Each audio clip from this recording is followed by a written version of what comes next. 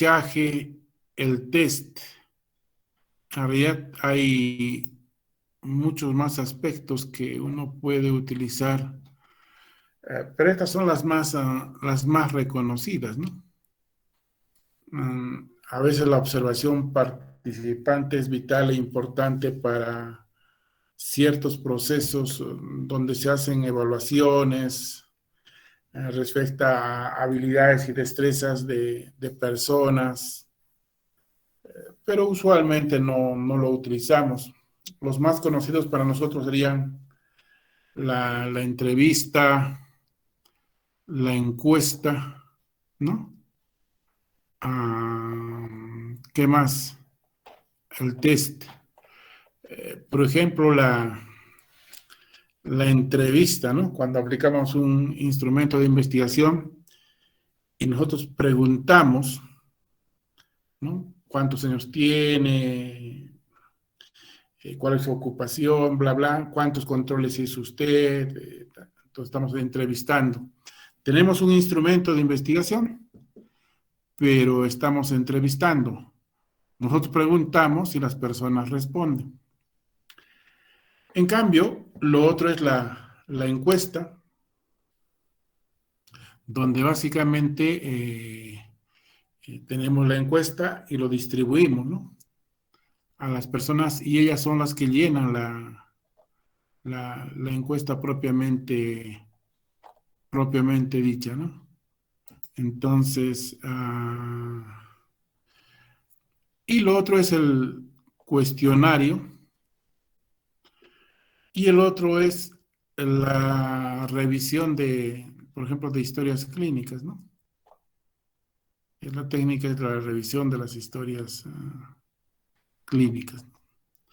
Entonces, en esta parte de la investigación, hay que mencionar qué técnicas de investigación vamos a, a utilizar, ¿no? Y en todo caso, si alguien se pregunta entonces, ¿qué es una técnica de investigación? En realidad, la técnica de investigación es el conjunto de procedimientos metodológicos y sistemáticos cuyo objetivo es garantizar la medición de las variables, la recolección de la información para la investigación que estamos desarrollando, ¿no? Entonces, en la entrevista hay todo un procedimiento, en la encuesta también, en la revisión de las historias clínicas también hay todo un procedimiento, ¿no? Que tiene que cumplirse y darse para que se haga el, el proyecto de investigación, ¿no? La gran mayoría de ustedes probablemente haga la entrevista, algunos harán la entrevista, otros harán la encuesta, y otros harán la revisión de historias clínicas, ¿no? En realidad se llama revisión documentaria, ¿no? Y dentro de la revisión, evidentemente, está el tema de la revisión de las historias clínicas, ¿no? Si tenemos aquí alguna pregunta, alguna inquietud, este es el momento. Creo que está claro. Luego de eso, tenemos, además de la técnica, el instrumento de recolección de los datos, ¿no? Entonces, en esta parte hay que explicar en qué consiste nuestro instrumento de recolección de datos, ¿no? Entonces, y partimos, como luego lo vamos a ver, es que un instrumento de recolección de datos, usualmente, sobre todo si es para una entrevista o una encuesta, tiene que tener una parte de carácter introductoria, ¿no? Que haga que los usuarios o las personas que van a entrar a la investigación se informen respecto a la investigación, de tal manera que dándosele la información, ellos puedan uh, dar su asentimiento para participar en la investigación, ¿no? Esta hoja, evidentemente, cuando uno va a hacer una revisión documentaria, una revisión de historias clínicas, no existe, pero en el caso de los otros sí. Pero eso sí, todos, ya sea el instrumento que vamos a utilizar en una entrevista, en, en la aplicación de un cuestionario o en la revisión documentaria de la historia clínica, a todos se supone que tenemos una encuesta que tiene un orden. Entonces, y si se quiere, tiene partes, ¿no? Usualmente la primera parte de la encuesta de la investigación tiene que ver con lo que significa las variables intervinientes, ¿no? Que como todos sabemos, corresponde a la edad, sexo, grado de instrucción, ocupación y cualquier otra variable interviniente que hayamos considerado. Y uno dice, usualmente eso se les llama las variables de identificación, ¿no? O datos sociodemográficos, ¿no? Tiene diferentes denominaciones. Entonces, usualmente esa es la primera parte de la investigación. Y dependiendo de cuál sea la investigación que uno esté desarrollando, podrá tener pues 2, 3, 4 partes, ¿no? Por ejemplo, si estuviese solo estudiando cómo influye la disfunción familiar en el bullying, entonces mi primera parte será los datos de identificación. La segunda será cómo recojo la información respecto a la disfunción familiar, y la tercera parte, claro, cómo recojo la información respecto a la disfunción familiar, y la tercera, los datos, la información que recojo respecto al bullying. Entonces, en ese caso tiene 3 casos. En el caso de que sea un estudio de factores asociados, es decir, varias variables independientes y una sola dependiente, la primera parte corresponde a los datos de identificación o sociodemográficos. La segunda corresponderá a recolección de información de las variables independientes, ¿no? Es decir, a los factores asociados. Y la tercera corresponderá a la información de la variable dependiente, digamos, dependiendo qué estamos trabajando, pero más o menos se esquematiza ahí. Y entonces, en esta parte hay que explicar que en la primera parte de qué se trata, en la segunda parte de qué se trata, en la tercera parte de qué se trata. En la primera parte hay 10 ítems, 4 ítems, 7 ítems, y hay que decir, pues, que se pide datos de edad, sexo, grado de instrucción. En la segunda parte se evalúa sobre factores asociados, tales como tal, tal, tal, tal, tal, tal, un enunciado, ¿no? Pero a modo de monografía, ¿no?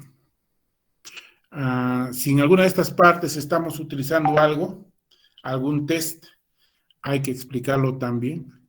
Decir que para medir la variable X se está utilizando el test Y, ¿no?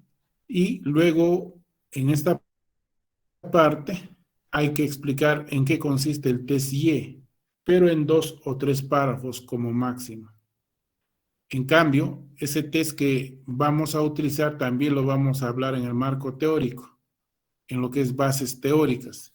Pero ahí sí tenemos que, en las bases teóricas, tiene que ser 2, 3, 4 páginas el desarrollo de un test, ¿no? Dependiendo de su extensión, explicando con detalle en qué consiste ese test. En cambio, aquí es una forma resumen de lo que significa ese test.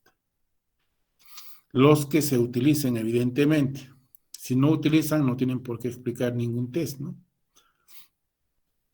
Entonces, de ese modo ya tendríamos esta parte del proyecto que deben ir escribiéndolo yo ya ahora mismo, técnicas e instrumentos de recolección de datos, ¿no? ¿Alguna pregunta hasta aquí?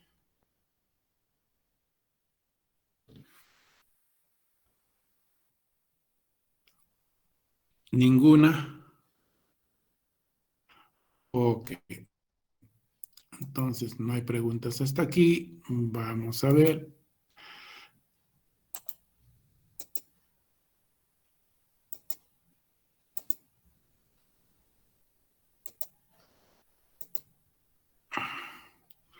Muy bien.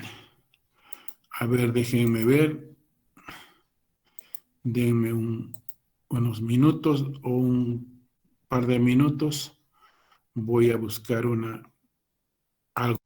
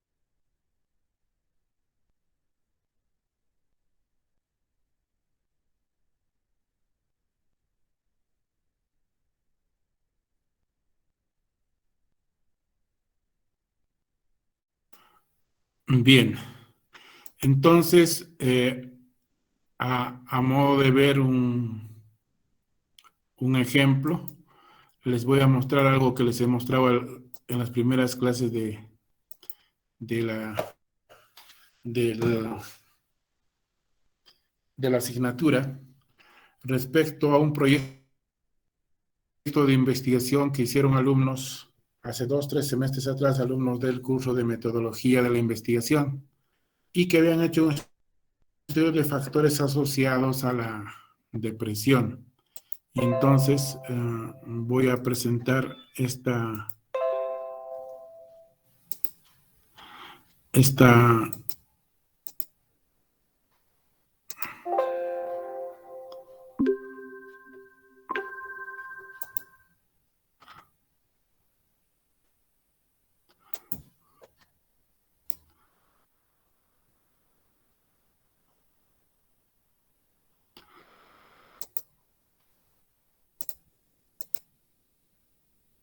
Ok. ¿Logran verlo? Sí, se Sí, ve, doctor. No. Sí, ¿Se doctor. ve? Ok. Muy bien. Anteriormente, en realidad, el ítem debería ser técnicas, instrumentos y procedimiento de recolección de datos, ¿no? En realidad debería ser así. En todo caso, dentro de los instrumentos, ¿no? Una vez que expliquen los instrumentos, deben finalizar diciendo cuál va a ser el procedimiento de la recolección de los datos. No se olviden. Entonces, aunque eso pueden hacerlo también al comienzo, como en este caso, miren. Dice, utilizaremos la técnica de la encuesta. Entregaremos los cuestionarios a las gestantes en una tabla con gancho después de la consulta con el ginecólogo. Antes de empezar, informaremos a cada encuestada sobre el estudio que venimos realizando y pediremos su colaboración. El encuestador se quedará con la gestante en caso de que haya alguna pregunta de su parte y así observar todas las dudas que ésta pueda tener, ¿no? Entonces, dice que va a utilizar la técnica tal y va a decir cómo es que va a aplicar esa técnica. Supongamos que alguien dice, voy a utilizar la técnica de revisión documentaria de las historias clínicas. Entonces dirá, pues, para lo cual hemos pedido permiso a la dirección del hospital, haremos la búsqueda de este modo, lo revisaremos, historia por historia, verificaremos que cumplan con criterios de inclusión, no sé, todo el procedimiento que van a hacer cuando utilicen la técnica correspondiente. En este caso es la técnica de la encuesta. ¿Y por qué es una encuesta? Porque los investigadores se acercan a las personas, les hablan, les dan información y cuando dan su asentimiento, le entregan la encuesta para que la misma persona lo llene, ¿no? Podría haber sido, en este caso, tal vez mejor incluso para mí, hacer sobre la entrevista, ¿no?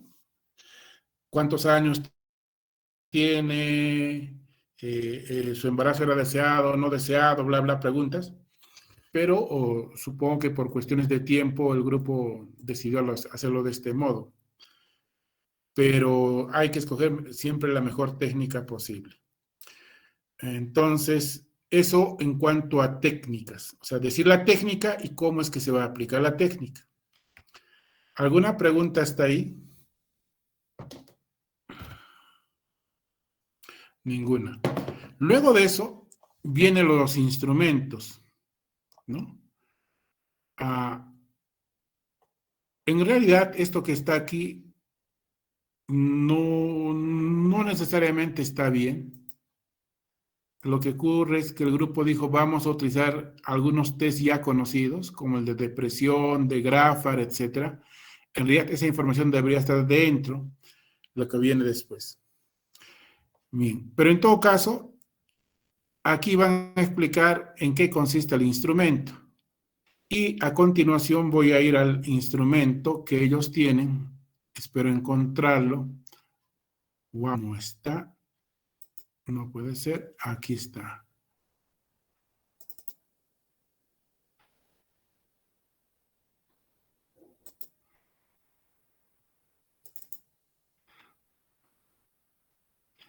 Ajá.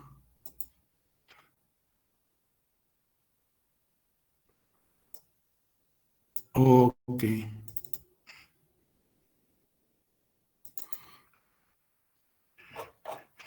Ya como dijimos anteriormente, la encuesta nace ¿de dónde?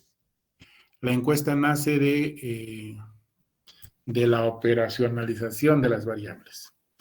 En todo caso, para este caso particular del ejemplo, les voy a mostrar la encuesta que hicieron los alumnos.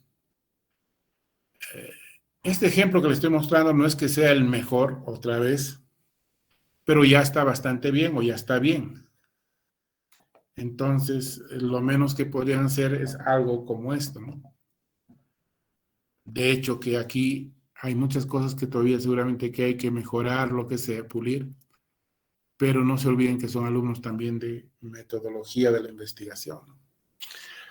Entonces decía que en la primera hoja, usualmente, ya sea una encuesta o una entrevista, tiene que haber una primera hoja, ¿no? Es una hoja de dos cosas. Primero, de dar información, a las personas que potencialmente podrían ingresar al estudio respecto a los fines y objetivos de la investigación, etcétera. O sea, lo más relevante respecto a la investigación. Y dos, con este ítem cumplimos con el primer principio bioético de la investigación, que es que corresponde a lo que corresponde al respeto por las personas. Es decir, que las personas puedan ingresar a un estudio, tienen que estar debidamente informadas, y una vez que están informadas, tomen la decisión de participar o no en ella. Entonces, esta primera hoja cumple esa función. Y además de cumplir con esa función, cumple con la función de sensibilizar de tal manera que la o las personas que den su asentimiento para participar en la investigación sepan la seriedad respecto a la investigación. Y desarrollar esta primera hoja es vital e importante. ¿Por qué? Porque en realidad,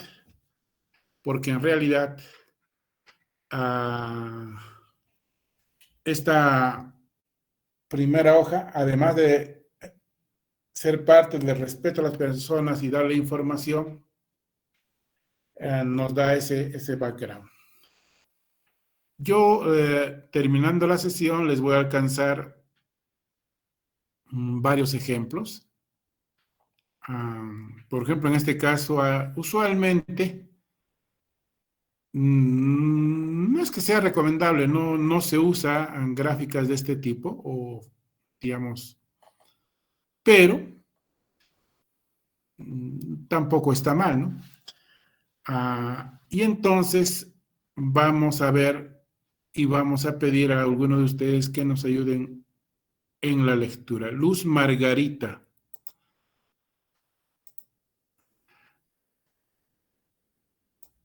Luz Margarita. Doctor, ¿me escucha? Sí, sí. Lea usted, por favor, eso que está sombreado. Está bien, doctor. Antes de empezar, lea lo siguiente. El presente cuestionario forma parte de un estudio sobre factores asociados a la depresión embarazada. La encuesta es realizada por alumnos de la Escuela Profesional de Medicina Humana de la Facultad de Ciencias de la Salud de la Universidad Andina del Cusco. Ok, lea el siguiente párrafo más. No escribas tu nombre en el cuestionario. Tus respuestas serán confidenciales. Nadie sabrá los que has respondido al cuestionario.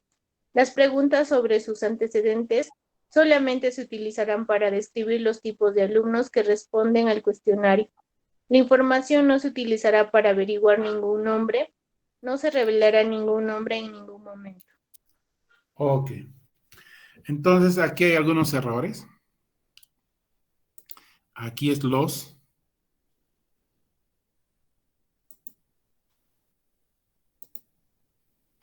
Wow, a ver.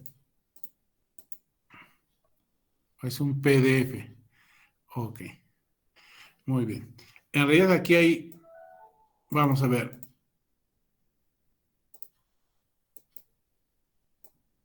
Hay un error ahí. Y debería ser solamente nadie sabrá lo que has respondido al cuestionario. Wow, a ver. Ok. Y miren, ese es el temor a veces cuando, en realidad técnicamente ustedes todo esto deberían hacerlo ustedes, pero yo a veces les doy en el afán de facilitar los procesos y de que mejoren. Probablemente los alumnos de este grupo han hecho esto basado en un ejemplo que yo les he dado. Y entonces probablemente ese estudio, ¿no? Tenía que ver con alguna investigación referido a estudiantes. Y entonces han puesto para describir los tipos de alumnos. Y claramente esta no es una investigación en alumnos, sino es en gestantes. ¿Correcto? Entonces, se describirán para los fines del estudio o para las personas que respondan al cuestionario, para las gestantes que participan en la investigación y respondan al cuestionario, ¿no? Entonces, se dan cuenta que, y algunas cosas a veces uno hace eso, tratando de copiar y darle forma, pero no se da cuenta de ese tipo de detalles. Por lo demás, me parece que está bien. A ver, ahora el siguiente párrafo. David Yemir. David Yemir. Presente, doctor. Ok, siga con los siguientes dos párrafos. Te agradecemos si respondes a las preguntas con la verdad de acuerdo a lo que sabes y haces. Por ello, responde con la mayor franqueza posible. Esta no es una prueba, no hay respuesta correcta ni incorrecta. Si no encuentras una respuesta que sea exactamente la que corresponda, marque la más parecida. Lea cada una de las preguntas y marca la que te parezca la mejor respuesta a cada pregunta, poniendo un aspa o llenando la información en los casilleros correspondientes con la letra legible.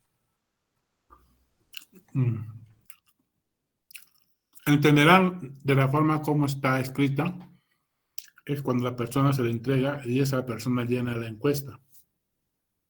Pero será diferente, pues, si hacemos la entrevista, ¿no?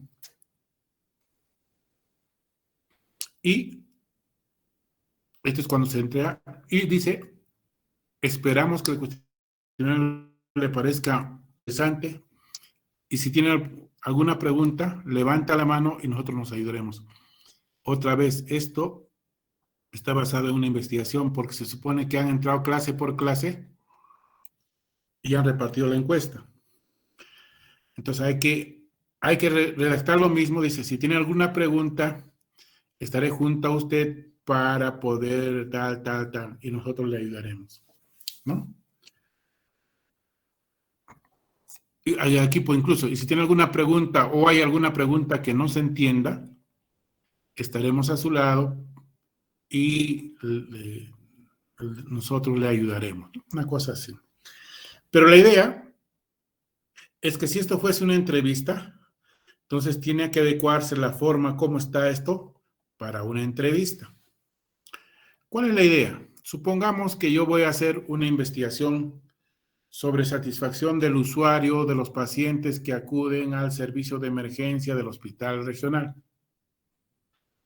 Entonces, usualmente los espero apenas terminen de salir de la emergencia y en algún momento me acerco y digo, muy buenos días, señor, ¿no? Incluso, si fuese una entrevista, aquí debería estar la forma de abordaje. Muy buenos días, señor, señora, señorita. Y se presentan, soy estudiante de medicina de la Universidad Andina del Cusco y estoy desarrollando una investigación acerca de cuán satisfecho se encuentra usted con la atención recibida.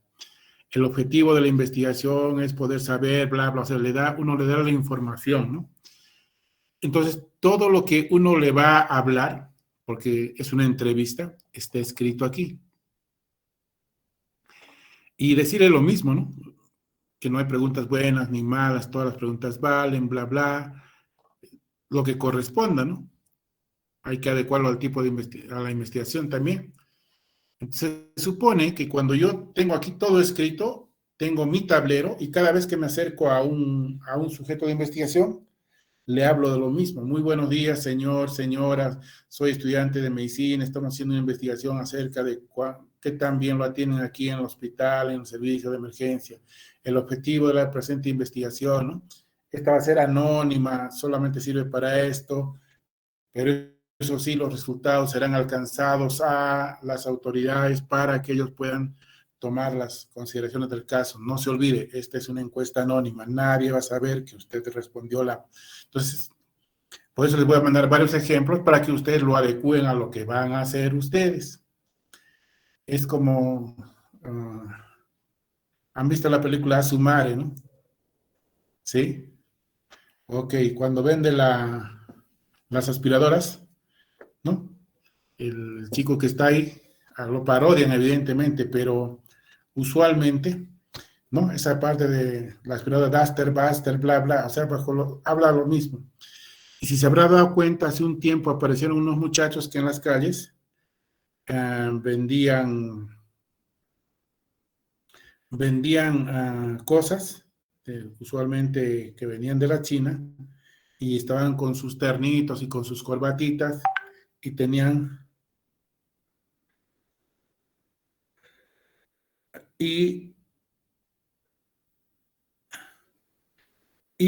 una misma forma de abordar a todos, ¿no? Y claro, va a ocurrir eso mismo con ustedes, porque de tanto decirle lo mismo, en algún momento ya se lo tiene incluso de memoria, ¿no? Preguntas sobre esto.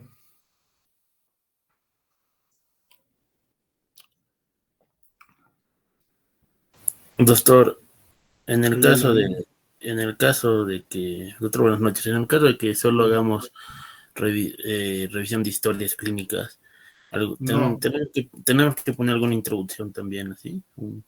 no. En el caso de revisión de historias clínicas, no, pues, salvo que quieras hablar con la historia clínica, ¿no? No, en ese caso no, pues. Esto es para encuestas o entrevistas. Entrevistas cuando yo pregunto y la persona responde como investigador. Y la encuesta es cuando yo reparto la encuesta. Por ejemplo, si van a hacer encuestas por online, tipo Google Docs, porque es la forma como a veces ahora se están haciendo las encuestas para ciertos tipos de investigación, entonces es como que les estás entregando. Pues, entonces, en la primera parte va a haber esta introducción, ¿no?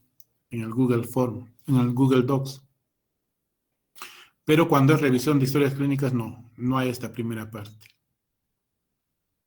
Pero está bien la pregunta. ¿Alguna otra pregunta más? Doctor, buenas noches. Un favor, no sé si también nos podría ejemplificar con, eh, con lo que preguntó Bremel, ¿no? Con los alumnos que vamos a hacer revisión de historias clínicas, por favor, doctor. No, es que si hacen historias clínicas no tiene que haber esta primera parte, ¿no? De frente a, a lo que es el instrumento propiamente dicho, ¿no? ¿Alguna otra pregunta?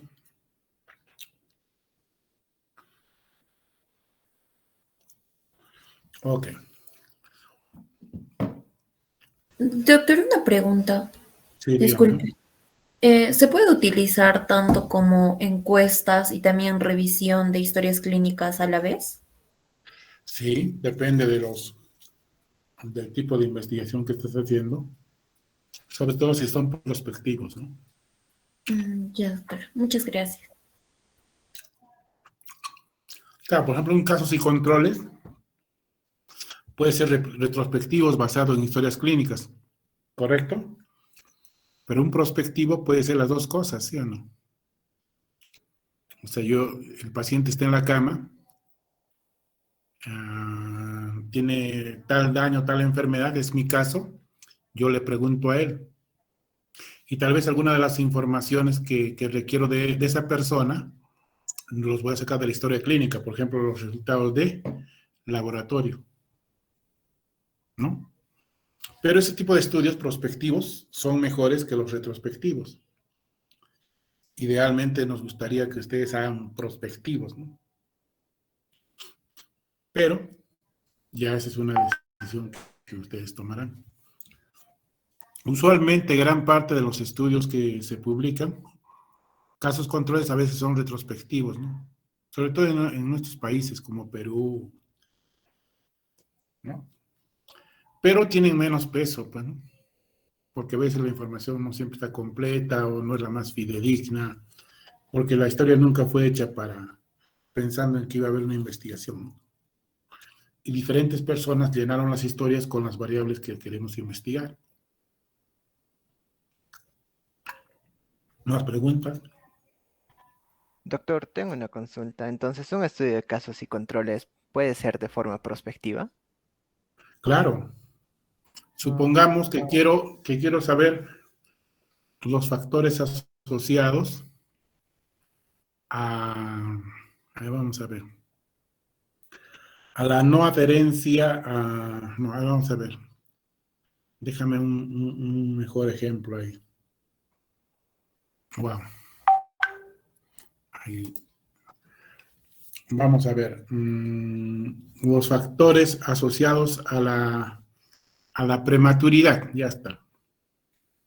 Factores asociados a la prematuridad al parto prematuro. Ya está. Factores asociados al parto prematuro. Entonces, cada vez que hay una gestante que da su parto de manera prematura, ese es mi caso.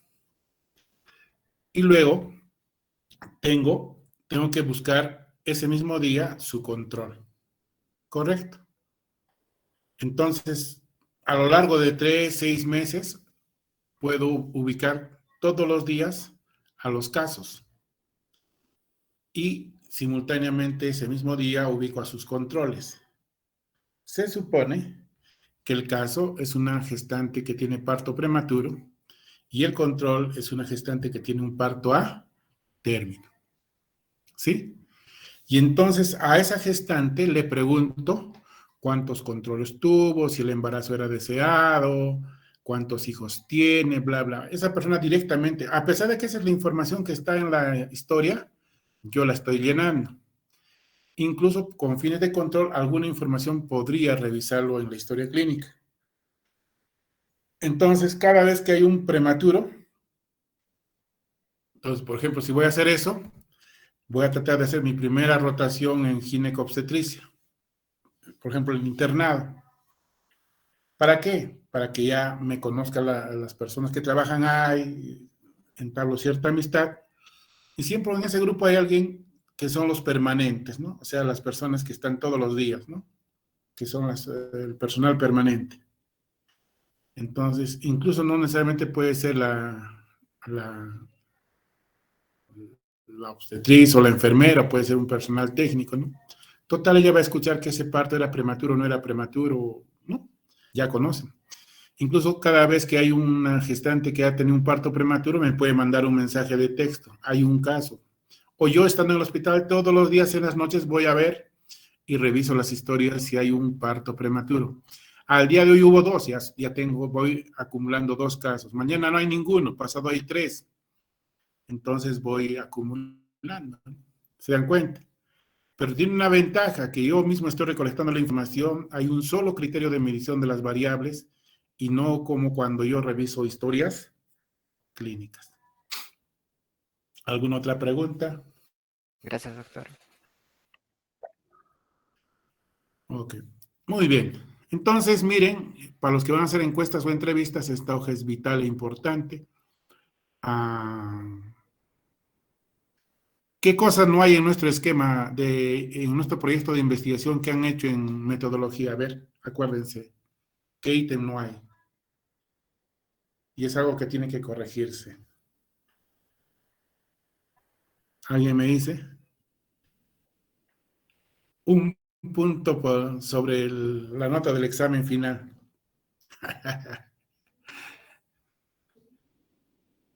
Nadie. Nadie se anima. No hay el ítem correspondiente a aspectos éticos. Supongo que vamos a informar eso para que se hagan los ajustes correspondientes. Pero volvamos al estudio. Entonces, miren, aquí no dice pues primera, podría decir, ¿no? Datos sociodemográficos, podría decir 1, 2, pero aquí no lo hay. Pero, de hecho que miren, edad, trimestre de gestación, estado civil, nivel de educación y ocupación actual, ¿sí? Son datos sociodemográficos. Entonces dice, la primera parte corresponde a datos sociodemográficos que van de la pregunta 1 hasta la pregunta 5, donde se evalúa, donde se hacen preguntas o respecto a trimestre de gestación, estado civil, nivel de educación y ocupación actual, ¿no? Si en esta parte hubiese nivel socioeconómico, no, también es esto, en realidad son 6, porque el sexto es nivel socioeconómico, me estaba olvidando. O sea, hasta las 6, o sea, son 6 variables de nivel. Para medir la variable nivel socioeconómico se utiliza el test de Méndez-Graffar modificado. Y luego, a continuación, en los siguientes 2 párrafos, se explica de manera muy resumida qué es el test de Méndez-Graffar modificando. ¿Por qué?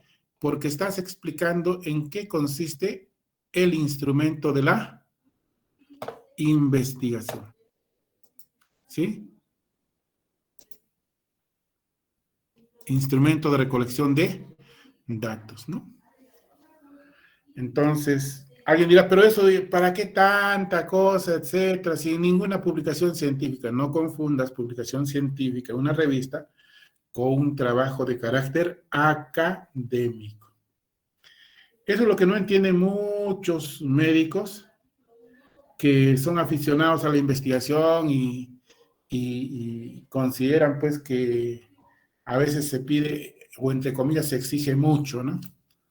Cuando en realidad solamente es cumplir con procedimientos de carácter metodológico. Y en una investigación, además de la investigación, uno tiene que demostrar que maneja el método científico, ¿no? Por eso es que para enseñar investigación no basta que uno tenga maestría o doctorado. Uno tiene que tener la especialidad en la investigación. Y parte de la investigación significa que permanentemente uno está haciendo investigación. ¿Sí? Si no, no hay modo, pues. Entonces, lo mismo, ¿no? Si uno tiene una leishmaniasis, ¿no? ¿Dónde acude? ¿Al doctor en infectología, al magíster o el doctor en epidemiología, o voy donde el infectólogo? Voy donde el infectólogo porque él todos los días hace eso. Yo podría ser un médico general, pero podría ser doctor en infectología, claro que sí. Pero el especialista es diferente, ¿no? Muy bien. Entonces, no se olviden que esta encuesta no aparece por arte de magia, aparece de la operacionalización de las variables. Luego, la segunda parte tiene que ver con varias variables que son los factores asociados a la depresión en gestantes. Entonces, no me acuerdo a qué corresponde este 7. Luego viene el 8, 9, 10, así. Supongamos hasta el 15. Digo, del 8 al 15 la encuesta tiene, ¿no? Está sistematizada para recolectar información acerca de las variables R, C, T, V, W, X, Y, Z, digamos, ¿no? Hay que enumerarlas, ¿no? Y si alguna de esas preguntas utilizan algún test, también hay que decir que para medir esa variable es particular, se usa el test y en 2 o 3 párrafos resumir en qué consiste ese test, sabiendo que eso está más adelante, ¿no? Entonces la idea es esa, ¿no? La idea es esa. Entonces, esta parte de la investigación, por eso se llama, y vamos a mostrar otra vez, técnicas e instrumentos de recolección de datos. ¿Alguna pregunta hasta ahí? Ninguna. Muy bien. Somos como el grupo RIMAC, todo va a estar bien, ¿no? Muy bien. Entonces, por ejemplo, yo les digo, ¿no? En este momento yo estoy trabajando una investigación que se llama el ASIS de la mortalidad. Y entonces, así como les exijo a ustedes, miren, aquí están mis... En algunos casos todavía no le he puesto las... Pero en todos les voy a poner sus... Está alineado, voy a buscar sus links, pero recién estoy en proceso, ¿no? O sea, estoy... Y aquí estoy en el documento, ¿no? Donde me encuentro en la referencia que corresponda, ¿no? Entonces, cuando yo le digo algo, que si se encuentra, no se encuentra, si es referencia primaria, secundaria, bla, bla, bla, no les pido sobre una cosa que les digo de memoria, ¿no? Sino que estoy haciendo el proyecto en sí, ¿no? Vamos a ver, entonces, esta parte estamos viendo aquí. No, más allá, no, más adelante. Entonces nos habíamos quedado aquí.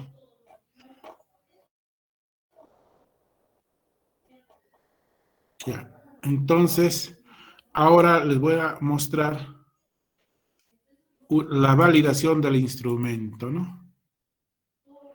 Muy bien. Y aquí hay lo que se llama el cuadernillo de validación. Muy bien. A ver, todos manos a la obra, atentos, tomen nota. Y no estén tomando fotos ni grabando, van a gastar vuestros megas y tanta cosa, ¿no? Porque todo esto se los voy a alcanzar.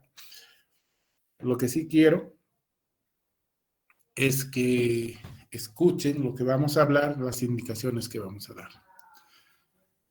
Hay diferentes métodos, ¿no? Para validar los instrumentos. Yo les voy a enseñar un método simple, sencillo, práctico, que es muy válido para el nivel de pregrado, ¿no? Alguien dice, no, yo voy a hacer la validación de Wilcox o la validación X, Y, que tienen más desarrollo, ¿no? Y muchas veces puede que lo hagan, pero para que hagan esa validación requieren muchas veces el apoyo de un estadístico o manejar el SPS, que usualmente el alumno no maneja.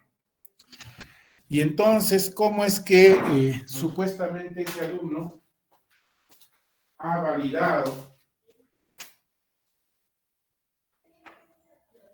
ese instrumento de investigación? ¿Cómo es que ese alumno ha validado con una técnica más avanzada, si se quiere, o más desarrollada? ¿Saben qué? Usualmente lo que ha ocurrido es dos cosas. O que se ha copiado de otro lugar y ha hecho más o menos algo parecido, e incluso muchas veces lo copian igual, ¿sí?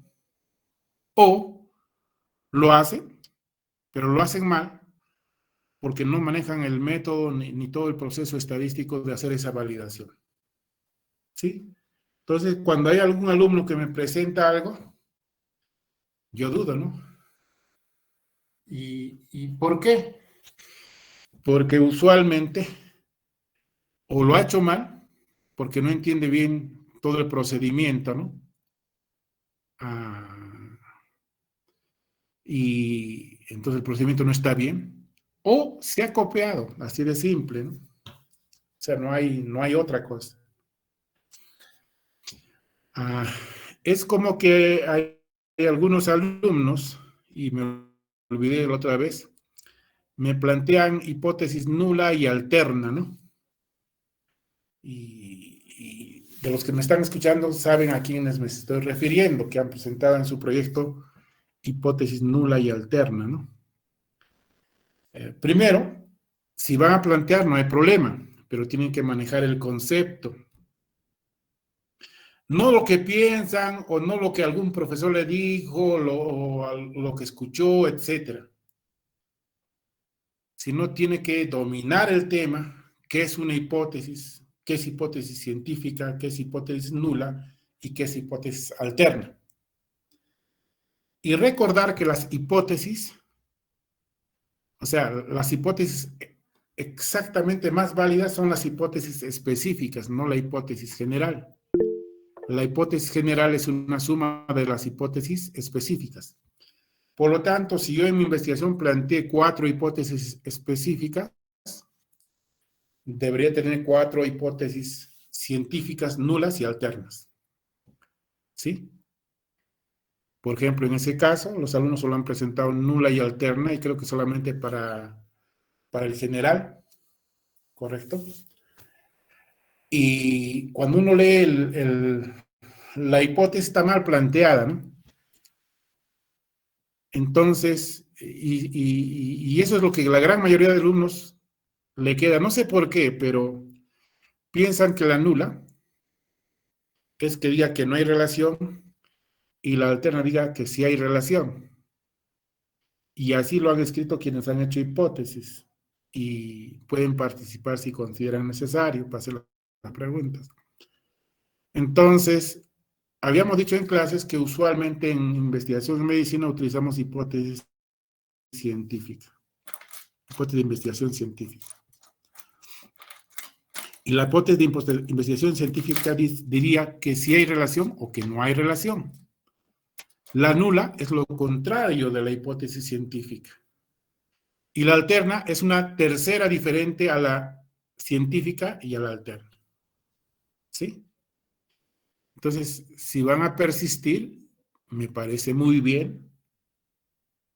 Entonces, les recomiendo que lean bien los libros de investigación, empezando del libro de Hernández, para redactar adecuadamente las hipótesis. Mientras tanto, el profesor sugiere que solamente trabajemos con hipótesis científica, ¿no?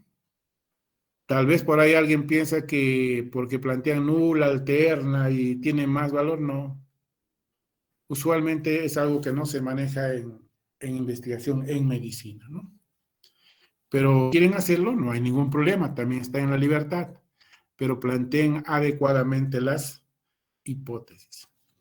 Y entonces, el ejemplo que estaba planteando, ¿sí?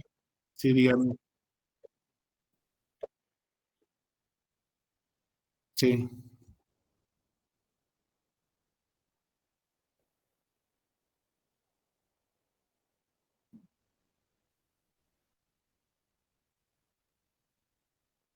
Mm, ok, vamos a ver. Todo,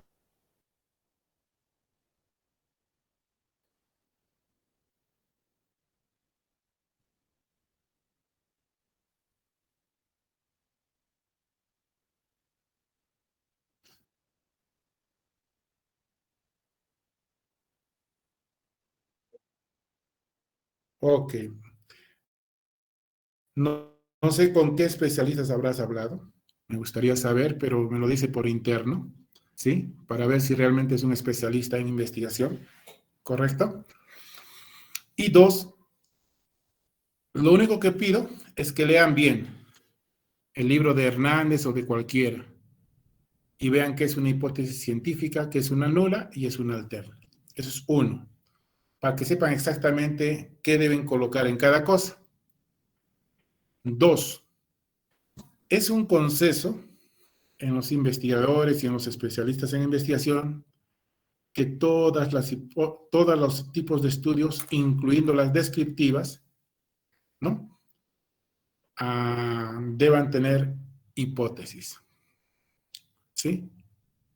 Entonces, hay algunos libros que dicen que sí, otros que no, pero cuando hay reuniones entre especialistas, en conferencias, etcétera, incluidas solo las de metodología de la investigación, el consenso es que todos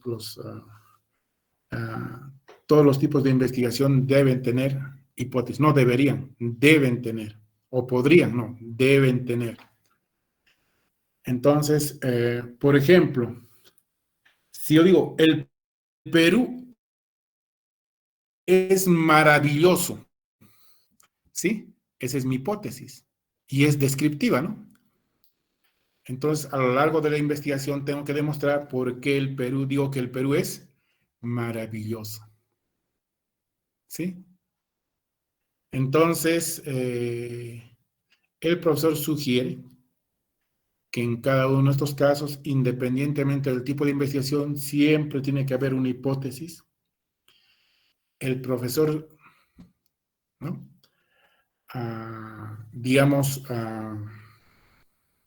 propone que solamente trabajemos con hipótesis de investigación, que si alguien quiere trabajar con hipótesis nula y alterna, que no olvide que no solo tiene que plantear nula y alterna, sino que tiene que plantear hipótesis de investigación, hipótesis nula e hipótesis alterna. Es decir, tienen que irse las tres, no solo dos. Entonces, cada quien está en la libertad. En este caso, no hay una sugerencia, sino hay una propuesta. Pero entenderán que es algo en conocimiento. ¿Alguna pregunta más?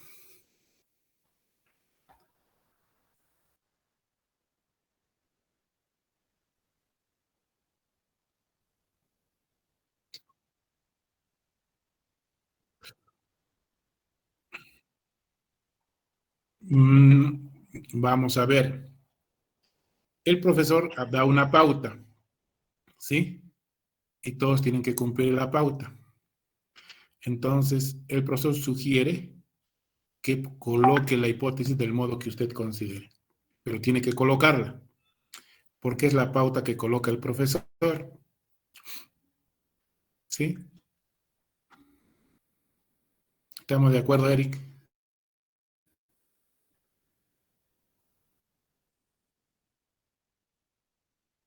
No. Está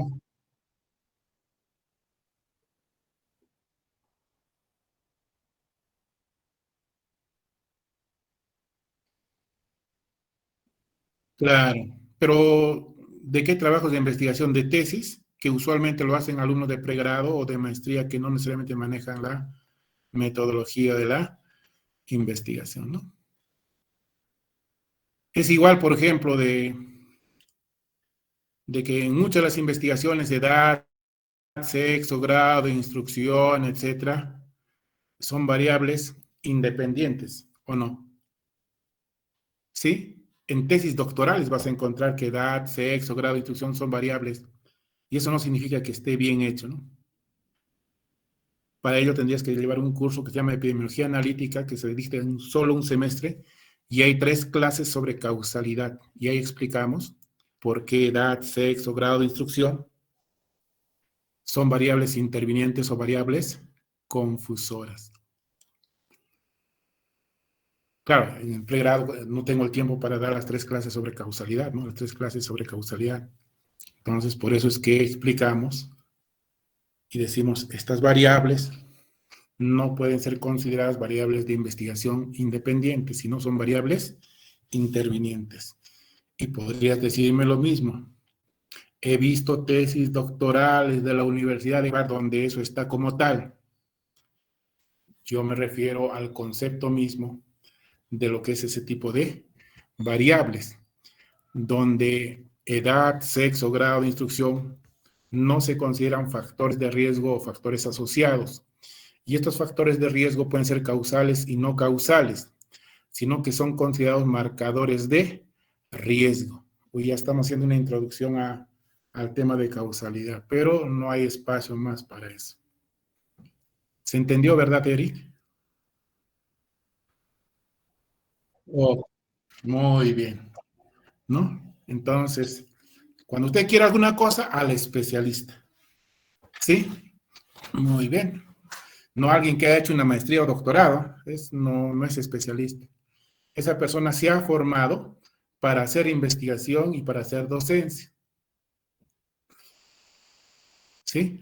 Entonces, por ejemplo, cuando ustedes sean médicos, ¿qué van a buscar? ¿La maestría o el doctorado o van a buscar la especialidad? La especialidad. ¿Y quién sabe la subespecialidad? ¿Y quién sabe la superespecialidad, no? Cirujano de iris de ojo izquierdo, ya hasta estoy exagerando, ¿no? Porque ahora hay subespecialidades muy pequeñitas, ¿no? hay una especialidad que solo maneja neuropatías de pie diabético, ¿no? Hay médicos que solo ven neuropatía de pie diabético. O sea, tiene que ser la especialidad y luego una especialidad y una subespecialidad, ¿no? ¿Sí? Entonces, si usted quiere atender pacientes y quiere tener mayores habilidades y destrezas, es eso.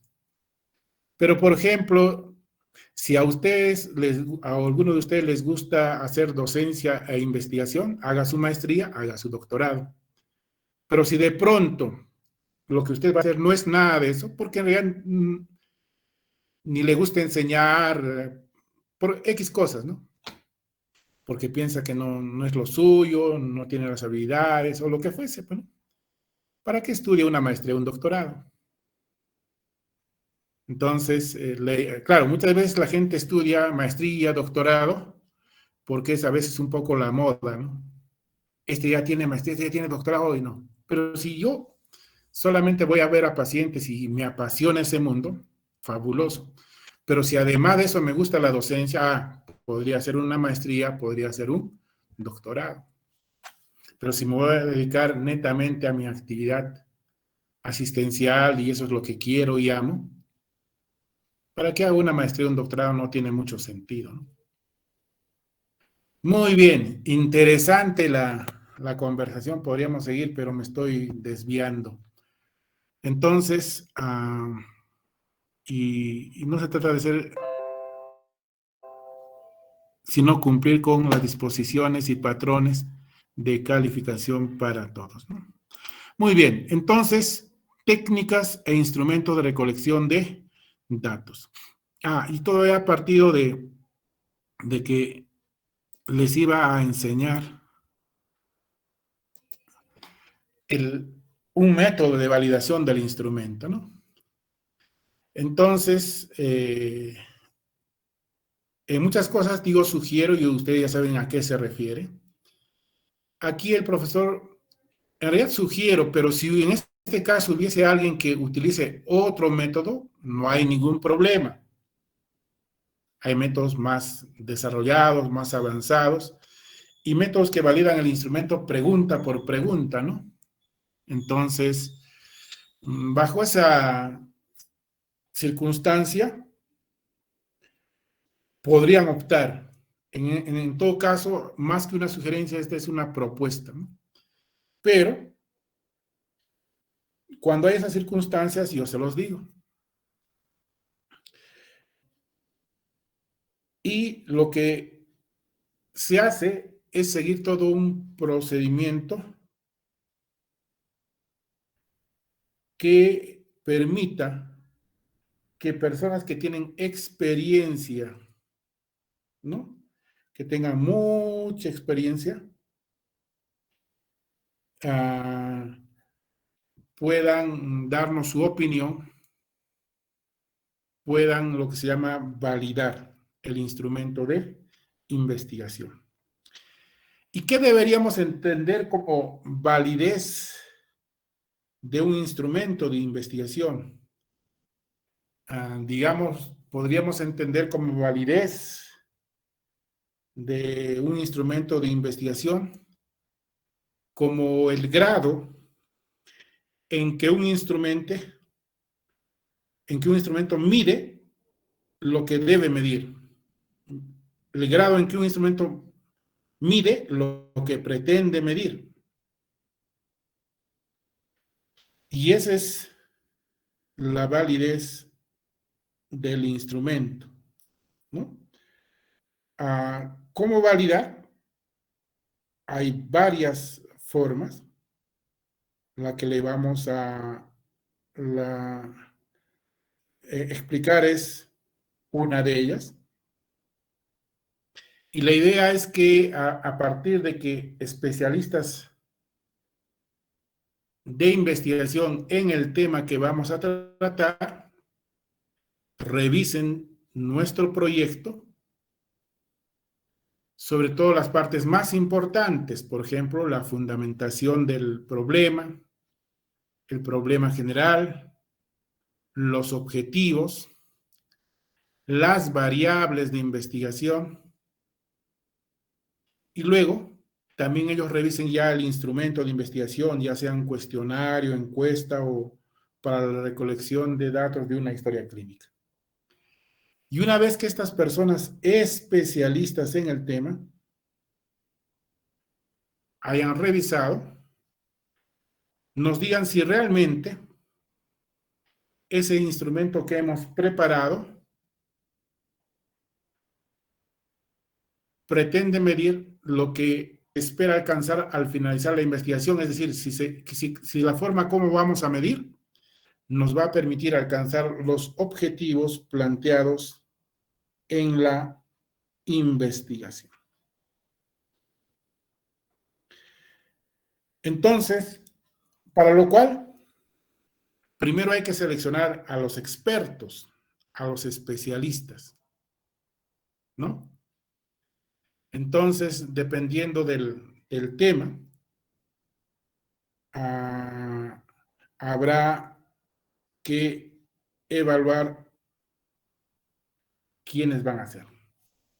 Vamos a hacer una pequeña encuesta para ver si se está entendiendo esto. A ver, Camilo André. Dígame usted, ¿está Camilo André? No. No está.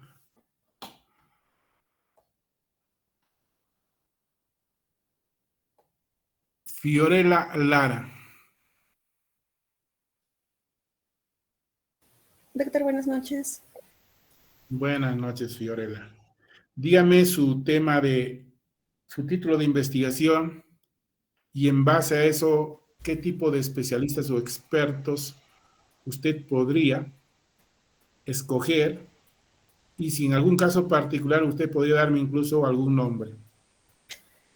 Doctor, mi título de investigación es Biomarcadores de Severidad en gestantes con COVID en los 3 hospitales, en los hospitales de tercer nivel de la ciudad del Cusco. Y estaba pensando, doctor, en un infectólogo. Ya. Por el tema del COVID. Por el tema del COVID, doctor. Por el Ya. tema de las gestantes, estaba pensando yo también en un ginecobstetra. Ya. Y también un médico general que ya ha trabajado en COVID. Bueno, es lo que más o menos estaba pensando. Ya. Pero sería mejor que más bien en lo posible sea un especialista que haya trabajado en COVID, ¿no? Más que un médico general, ¿no? Mira. Entonces, usualmente requerimos por lo menos 5 miradas. Entonces ya tendría usted un infectólogo, un ginecobstetra, un especialista que haya trabajado en unidad de COVID. Sí, Podría usted también escoger a alguien que no tiene nada que ver con UCI, ¿no? No. Sí, doctor, porque generalmente los pacientes que tienen un grado alto de severidad, pues sí llegan a UCI. Okay. También estaba pensando en un Entonces, intensivista. Alguien que sea un especialista en UCI, ¿no? Entonces Sí. ya tenemos ya una idea de quiénes pueden ser los especialistas, ¿no? Y la idea es que no solo sea especialista en sí misma, ¿no? Es mejor que es un especialista que ha salido hace 2 años. No es lo mismo que escoja usted a un especialista que tenga 10, 15, 20 años, ¿no? Claro. ¿Sí? Entonces, eso es también, ¿no? Exacto, la experiencia también es vital e importante. Muy bien, Fiorella, gracias. Okay. A ver, otro ejemplo más. Obed Nahum. Sí, doctor. Buenas noches. Buenas noches. Su tema de investigación. Factores asociados a la adherencia al tratamiento farmacológico en pacientes con diabetes mellitus tipo 2, doctor. Ok. ¿Quiénes podrían ser potencialmente sus expertos para la Doctor, validación? doctor, serían los médicos endocrinólogos, ¿no? Especialistas en el área de endocrinología y también los médicos de medicina interna, doctor. Ok. El tema, disculpe, pues, para recordar. Factores asociados, doctor. Factores asociados a la adherencia al tratamiento en pacientes con diabetes mellitus tipo 2. Ok. En su caso, también podría estar tal vez incluso la enfermera que maneja el programa de los pacientes con diabetes, ¿no? Hay un club, ¿no? En E-Salud, ¿no? En todos los hospitales ahora existe, ¿no? ¿Sabe usted, no? ¿O no sabe? Sí, doctor. Sí, doctor, sí. Claro. Entonces, por ejemplo, esa persona puede ser valiosa también, ¿no? Porque tal vez habla mucho más que el médico con los pacientes respecto a muchas cosas y que incluye a veces en que el paciente le explica por qué no toma, qué pasa, qué problemas tiene y podría dar algunas otras ideas, ¿no? Pero es alguien que conozca, pues, y probablemente, usualmente esas enfermedades están pues 3, 5, 8, 10 años, ¿no? Manejando. Y tienen que ver un poco tienen estos clubes, hacen talleres, donde también participan los endocrinólogos, ¿no? O sea, no es que no lo hagan, ¿no? Pero por eso, dependiendo del tema, ah, podrían haber diferentes especialidades, ¿no? Muy bien, a ver, creo que la cosa está clara, pero igual vamos a Roilit y a Milet.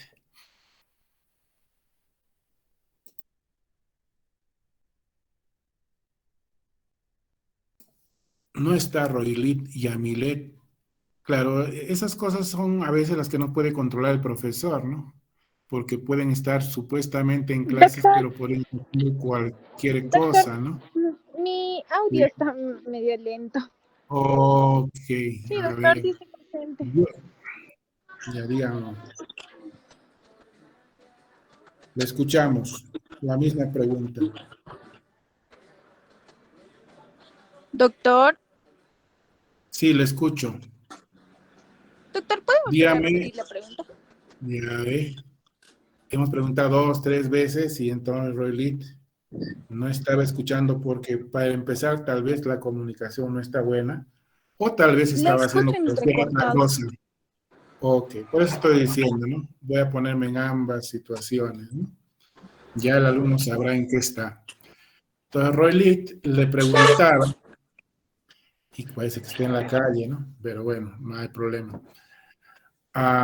Le habíamos preguntado respecto a su tema de investigación, su título, y qué tipo de especialistas podrían ser las personas que validen En mi caso, el los cumplimiento de su especialistas. investigación. Sí. En mi caso, doctor, es un tema renal, entonces serían los nefrólogos, ¿no? No, Especialmente nefrólogos.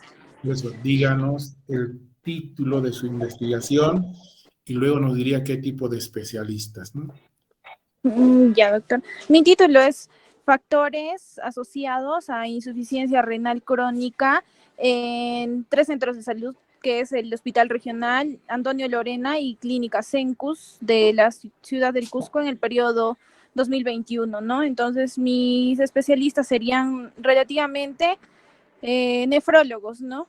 Nefrólogos en su totalidad, porque ellos ven el tema, ¿no? De lo que es la insuficiencia renal crónica en grado 5. Ok. Muy bien, gracias, Roelita. Muy Ya. bien, entonces, la primera cosa que hacemos es identificar a esas personas, a los especialistas, a los expertos. Es mejor y deseable que tengan más experiencia porque ellos pueden conocer más y más nos pueden ayudar desde su experiencia. Lo segundo es que a estas personas especialistas les tenemos que alcanzar lo que se denomina el cuadernillo de validación del instrumento, ¿no? Entonces hay que elaborar un cuadernillo, ¿no?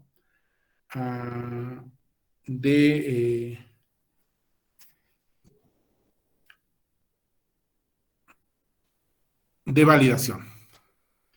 Entonces, la validez y la confiabilidad. La validez va a estar en función de si las variables que están en la investigación y de la forma como yo estoy colocando en la investigación que voy a medir, realmente miden lo que pretenden o lo que deben medir.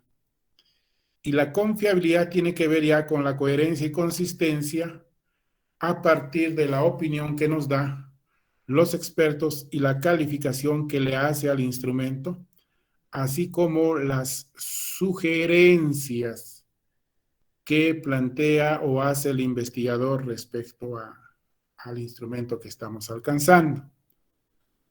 Entonces, Bremer, ¿tiene alguna pregunta por ahí? Lo escuchamos. Doctor, disculpe otra vez. Doctor, una pregunta respecto a las personas, a los profesionales que van a validar. ¿Se puede incluir dentro de este grupo tal vez al asesor o no sería conveniente? El asesor sería juez y parte, ¿no? Ya, doctor. Entonces, lo que queremos es otros puntos de vista, otras miradas, otros ojos, ¿no? Prácticamente el asesor, ¿no? Se supone que a lo largo del proceso de elaboración del proyecto participa activamente, ¿no? Entonces, por ejemplo, si usted primero ya tiene su asesor y me dice que el asesor es X, entonces voy a entender que su proyecto lo ha revisado su asesor y la forma como usted ha operacionalizado las variables, la forma como usted ha presentado el instrumento, la forma como ha hecho el cálculo de tamaño muestral, lo ha revisado el asesor. ¿Sí? Se supone, ¿no? Teóricamente. No siempre ocurre así, evidentemente. Pero entonces, bajo esa mirada, el asesor no puede ser uno de los expertos, porque en realidad el asesor es coautor, es parte de quien hace el proyecto de investigación, luego se ejecuta y luego se muestran los resultados. Pero está bien la pregunta. ¿Alguna pregunta más hasta ahí? Doctor. Gary, Nina. Tiene que levantar la mano. Doctor, mi duda es en cuanto al instrumento que vamos a usar, si es que este instrumento ya es un instrumento muy conocido, muy famoso, que ya tiene años que se aplica, ¿también va a necesitar validación o ya no, doctor, en ese caso? Muy buena pregunta. ¿Sí?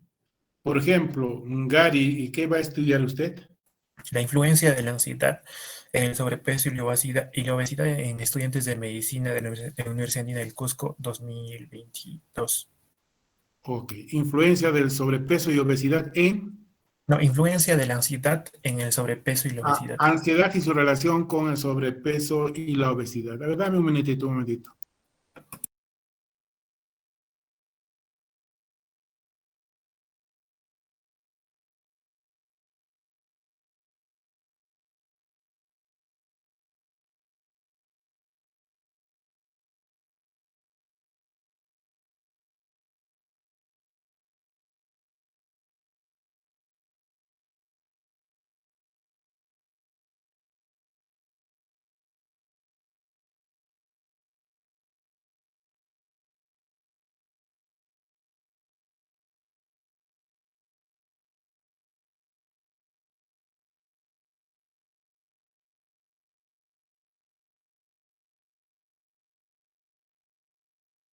Ok. Entonces nos preguntaba Gary Nina si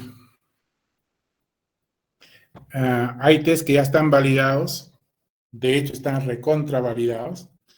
Por ejemplo, supongo que Gary, no sé si lo ha considerado, él tiene que estudiar nivel socioeconómico. ¿Lo consideró Gary o le sugerimos que haga esa variable más? Está como sugerencia, doctor, pero sí lo voy a considerar. Ok, muy bien.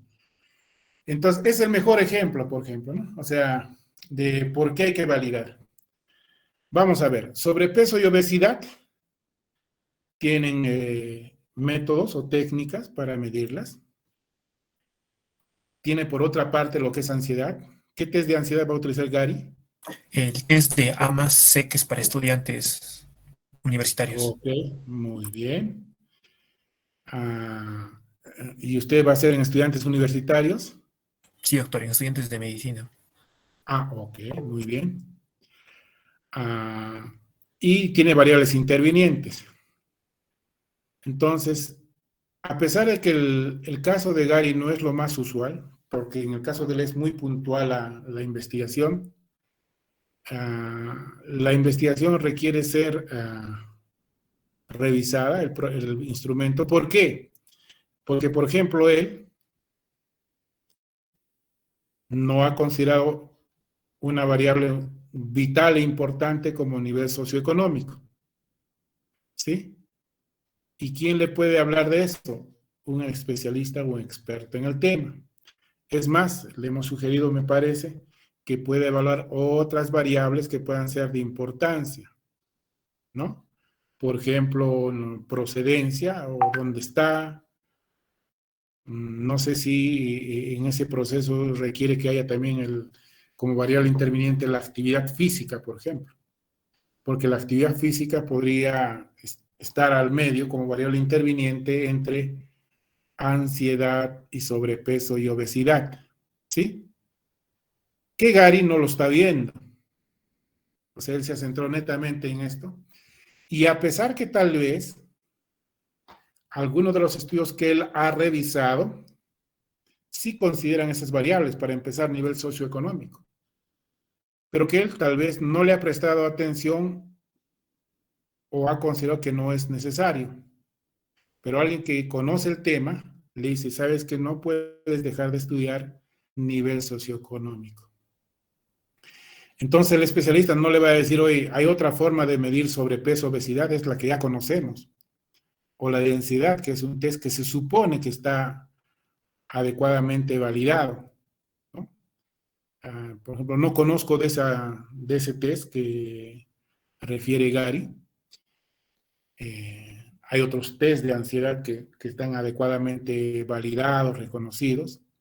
Y la mejor forma de saber que es un test que está bien validado, sobre todo para medir ansiedad, depresión, estrés, es que uno busque, usualmente quienes validan son grupos de expertos, ¿no?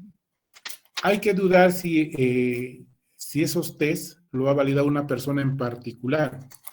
Usualmente los tests así reconocidos lo validan grupos de expertos, instituciones, el instituto, la sociedad de endocrinología, etcétera, etcétera. Porque incluso hacen una publicación. A ver, disculpen, se me quiere ir la luz. Entonces, porque si no, puede que esté utilizando cualquier test, ¿no? O sea, un test que ha hecho un alumno, lo ha validado y, pues, claro, como en esa tesis dice que está validada, ya yo lo utilizo como tal, ¿no? Entonces, por eso que muchos de los tests, por ejemplo, yo, por ejemplo, voy a hacer una investigación sobre ansiedad, depresión, estrés relacionado al tema del aislamiento, la conducta, etcétera, y en profesores.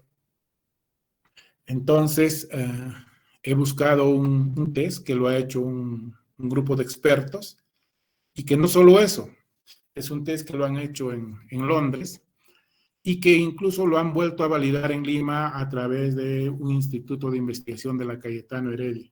Lo han validado para el país. Entonces, tengo que tener mucho cuidado con el test que voy a utilizar. Entonces, el especialista, si es que fuese el caso, le diría a Gary, ¿sabes qué, Gary? Este test no lo conocemos. Cuando se presentan estudios de este tipo, utilizamos el test Y, W o X. Y para el caso tuyo, tal vez el que más se podría utilizar es este test y no el que estás utilizando, porque no te olvides que también tienes que comparar. ¿Y cuando nos damos cuenta de eso? Cuando en los estudios previos, ¿no? Tal vez hay dos personas o un investigador, un estudio que ha utilizado el test que quiere utilizar Gary, pero los demás utilizan otros test. No sé si es el caso, no lo sé. Pero entonces se dará cuenta que a pesar de que en gran medida lo que va a investigar Gary está basado en test ya reconocidos, por lo menos el de sobrepeso y obesidad, ¿no? Entonces, por eso que es importante, más aún si es el pregrado, ¿no? Espero que haya absuelto. Maricielo, ¿o alguna pregunta, Gary, tal vez? No, todo claro, doctor. Estaba revisando el test y sí es una publicación y está validado por un grupo de expertos, doctor. Ok, no, por eso, no te olvides que no es para salvar esto, sino es para que tú hagas la investigación salga bien y cuando vayas a sustentar, tú tienes, ¿no? Incluso alguien siempre va a dudar de ese modo, entonces tú ya tienes las 2, 3 láminas con las referencias, ¿no? Y como cuando ustedes van a egresar y ya va a ser en vivo, pues llevar el artículo, la publicación y alcanzas al jurado, ¿no? Alcanza usted para su conocimiento, ¿no? Entonces, son las cosas que a veces hay que dar, ¿no? Entonces, pero está bien la pregunta. Maricielo, la escuchamos. Doctor, buenas noches. Doctor, tengo una consulta. Es sobre el asesor de la tesis. Si, digamos, yo no tengo a un asesor, pero sí tengo un coasesor, ¿es válida mi entrega para este aporte o necesariamente tengo que tener un asesor? No. Ahora no tienen por qué tener asesor, sino que yo entendí que en el caso que me estaba diciendo quien me preguntó, creo que fue Bremer fue. Me preguntó, yo entendí que él tenía asesor. Entonces yo entendí que él tenía asesor y me estaba preguntando si él podría también validar, entonces le dije que no. Pero si no tienen asesor, no están obligados, ¿no? Entonces podría ser por quién está, ¿no? O sea, no tienen, pongan nomás doctor Juan Pérez y busque los que van a validar el instrumento, ¿no? ¿Alguna pregunta más? Muy bien. Wow, ya es las 8, tal vez tengan ¿tienen alguna clase tal vez? ¿O puedo continuar una media hora para terminar esta parte que está interesting? Doctor, déjeme unos minutitos que les pregunte por interno. Tal vez algunos tienen rotación, por favor. Le confirmo en un minutito. Sí, claro. No, y además, si no, estoy viendo una serie que está bonita.